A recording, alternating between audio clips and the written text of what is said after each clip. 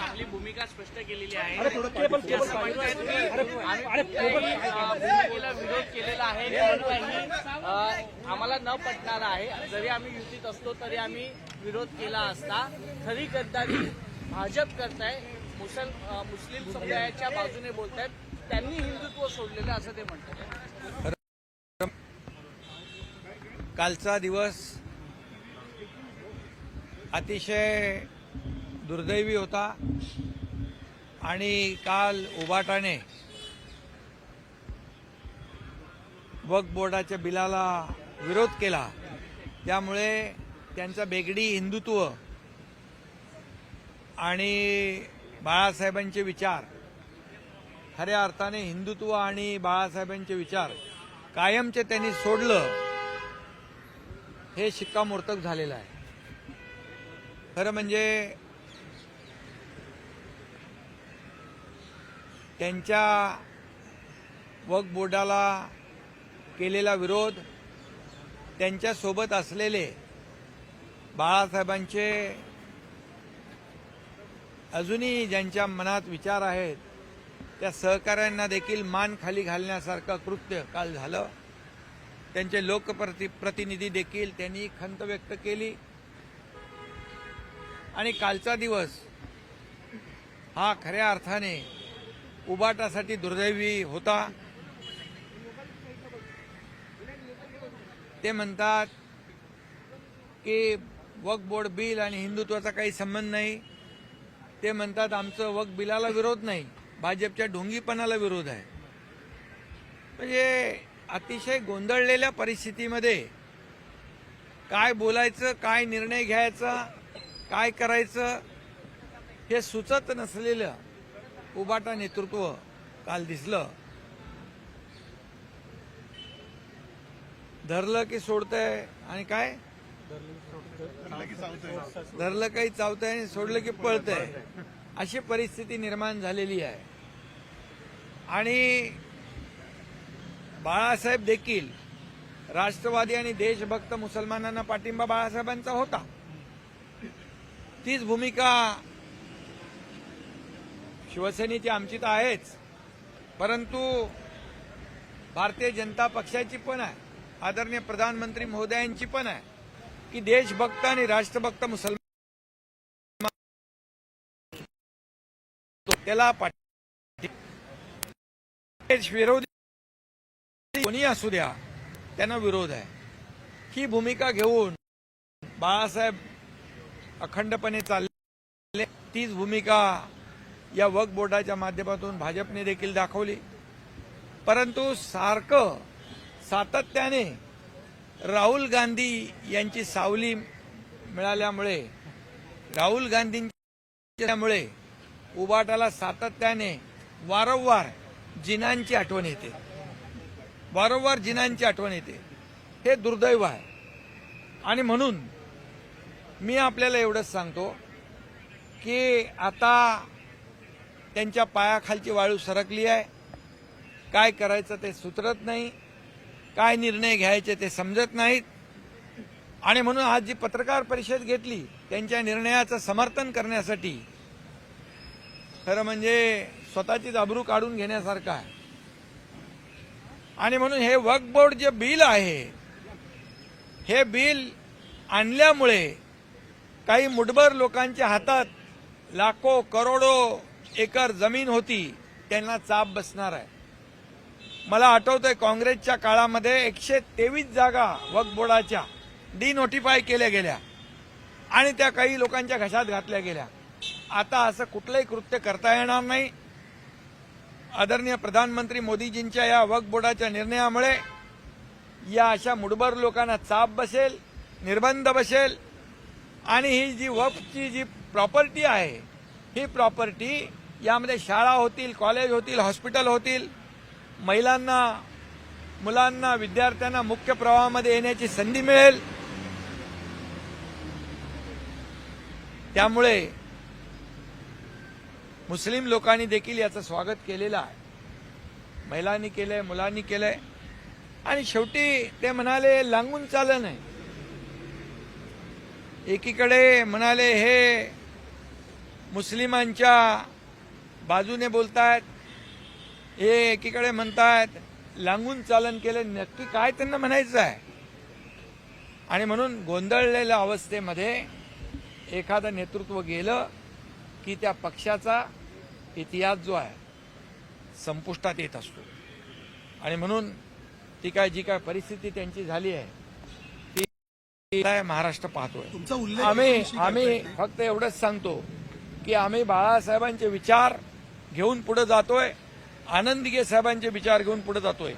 कुठल्याही विचारांची वैचारिक भूमीशी कधी तडजोड होणार नाही.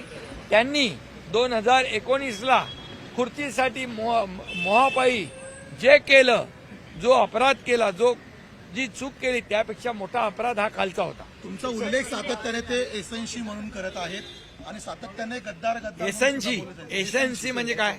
एकनाथ संभाजी शिंदेचा शॉर्टकट एसएनसी म्हणून. शॉर्टकट? मग मी असं म्हणू का त्यांचा युटी आहे, थ्रो असं म्हणू?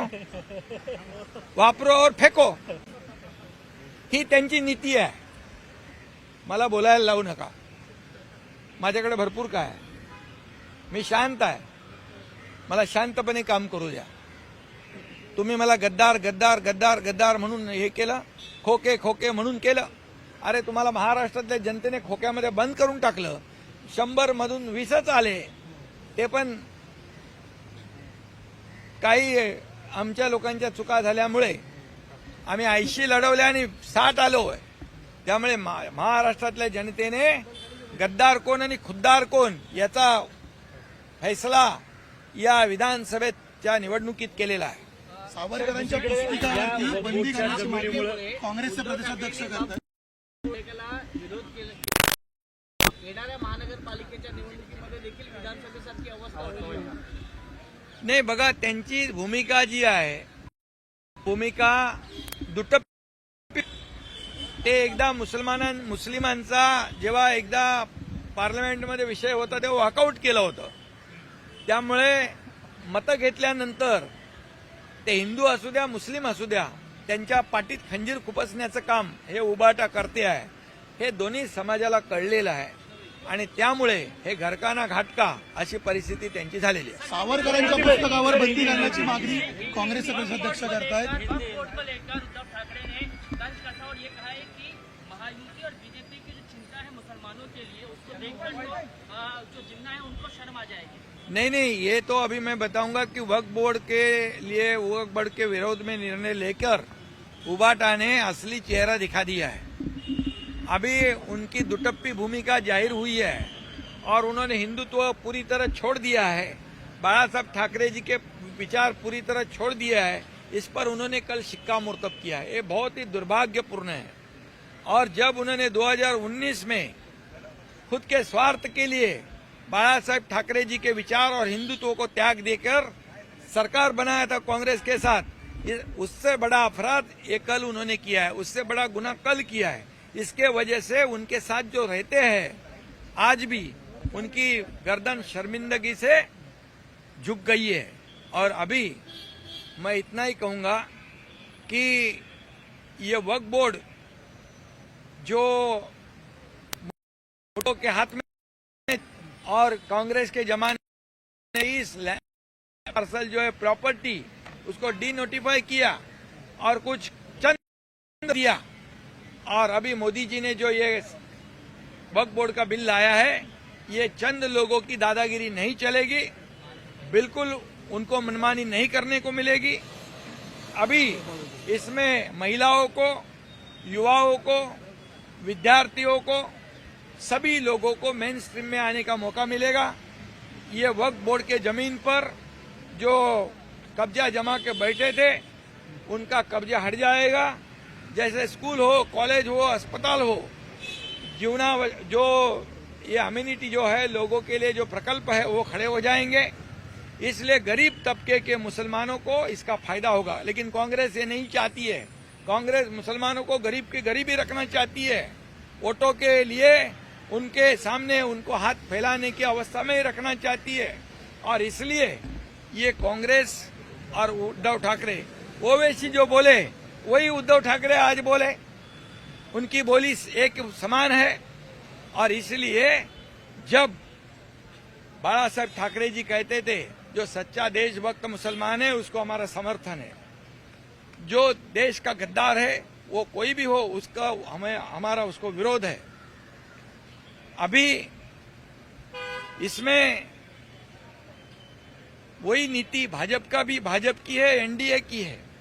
और अभी जब राहुल गांधी जी के साथ हमेशा ये उबाटा रहती है, इसलिए बार बार उनको जीना क्या याद आती है, बार बार जीना याद आते हैं।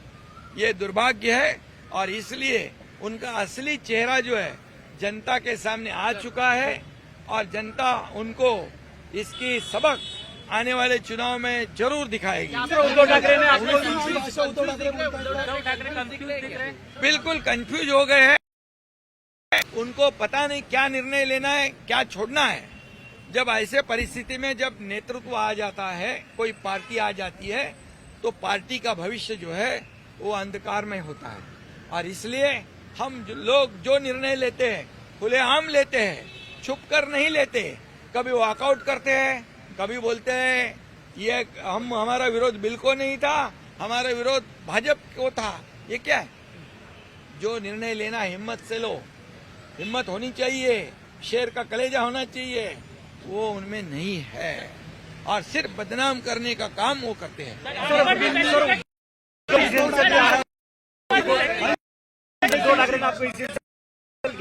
क्या कहा? इसेंशियल क्या है? एसेंसी देखिए, मेरे ऊपर तो पिछले 2.5 साल से 3 साल से टिप्पणी कर ही रहे। मैं ये टिप्पणी का आरोप का उत्तर आरोप से नहीं दूंगा, मैं काम से दूंगा। अगर उन्होंने मुझे एसेंसी कहा तो वो शॉर्ट फॉर्म है नाम का। अभी मैं उनको ऐसा कहूं, UT means use and throw, वापरो और फेंको। ऐसी परिस्थिति, ऐसे ही उनका काम है, इसलिए तो लोग छोड़ के जा रहे। उसका आत्मचिंतन करो, आत्म परीक्षण करो। भाई मराठी भाई ओवैसीची भाषा बोलतोय।